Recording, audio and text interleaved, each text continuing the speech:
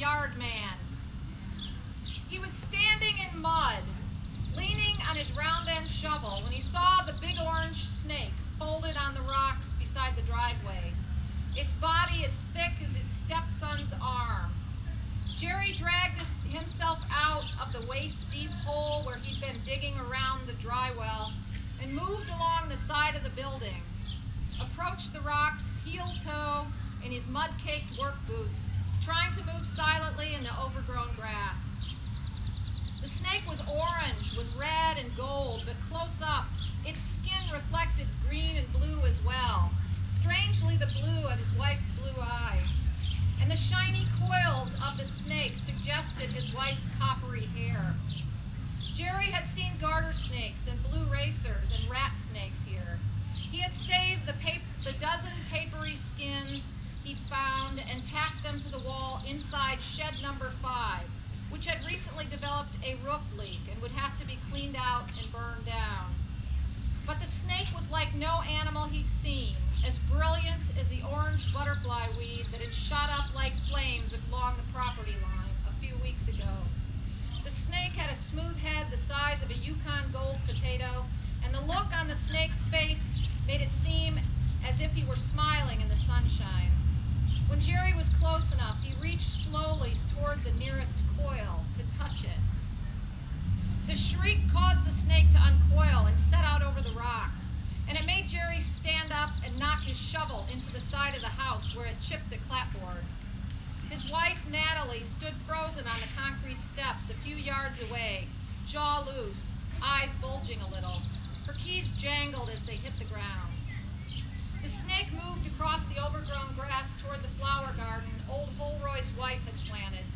It was Holroyd who told Jerry the dry well was probably nothing more than a rusted 55-gallon drum of rocks buried outside the makeshift kitchen of the old construction building, office building where Jerry lived.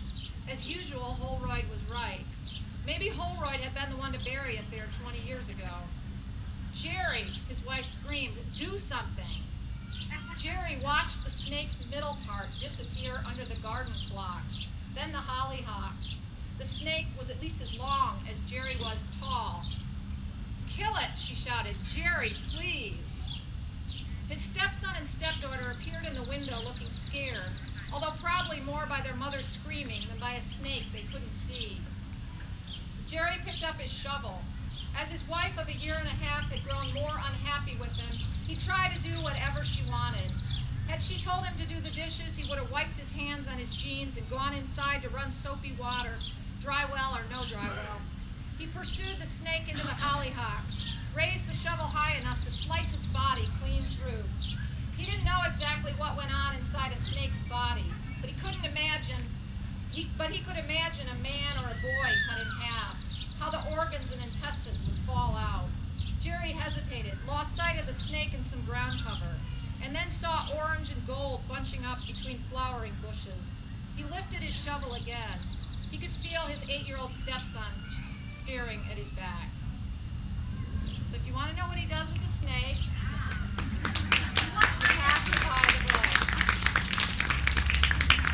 Okay, this is the beginning of the story called The Inventor 1972. And it was fun to write a story about an accident in 1972 because we didn't even have 911 in 1972. We didn't have cell phones, we didn't have anything. So having a road accident was kind of a different thing. The Inventor, 1972.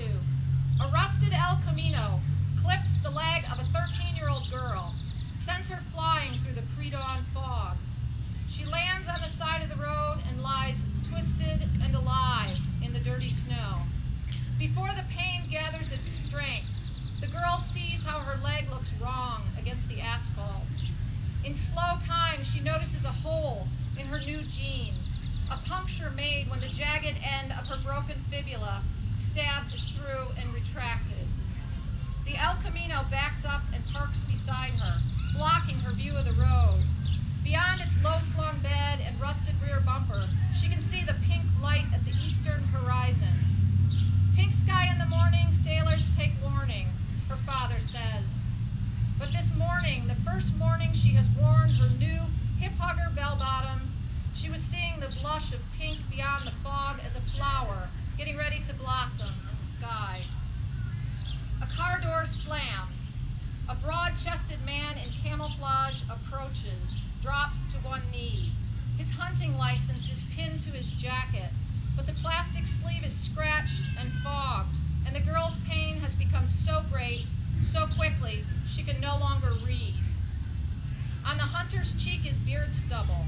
Her heart pounds as he leans close, pounds harder when she sees the other side of his face, the scar, chin to temple, edged in white, a swath of flesh so raw-looking it seems as though it might melt and drip on her. She cannot back away, so she wishes momentarily to die, or at least to faint. The hunter rests a shaking hand on his knee, and she sees his flesh is similarly modeled on the back of that hand, as though the skin has liquefied and frozen. "I didn't see you," he says in a harsh whisper. She sees a gap where a canine tooth is missing and smells sour breath.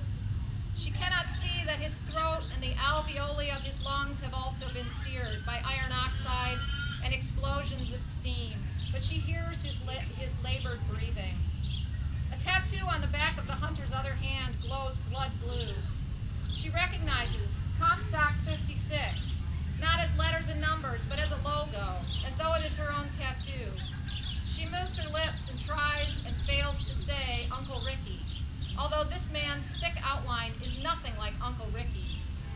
At home, on the pond-side wall of the girl's boy-blue room, Comstock 56 is pressed in gold ink on the corner of Uncle Ricky's senior portrait. Handsome, dark-eyed, narrow-chested Uncle Ricky drowned in the pond before she was born, the month before his graduation. He died in the black muck in his own homemade scuba gear. Everyone says she resembles Ricky, and this year she is parting her hair, dark like Ricky's, on the side, the way he did, rather than in the middle, like the other kids at school. He has always been for her proof that the good die young. And this horrible man who should have died instead of Ricky is more proof. "Can you talk?" The hunter spits as he speaks. The girl's stomach heaves. She closes her eyes, presses them closed, swallows acid, notes her throat is not crushed.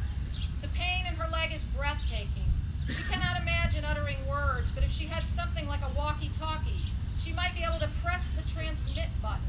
Her parents should be here, saying, "Help is on the way, honey," and everything will be okay. She turns her head to one side, notes her neck is not broken, and without opening her eyes, vomits this morning's toast and peanut butter down the side of her face. "I'm going for help," the hunter rasps. That's so depressing. "She's okay.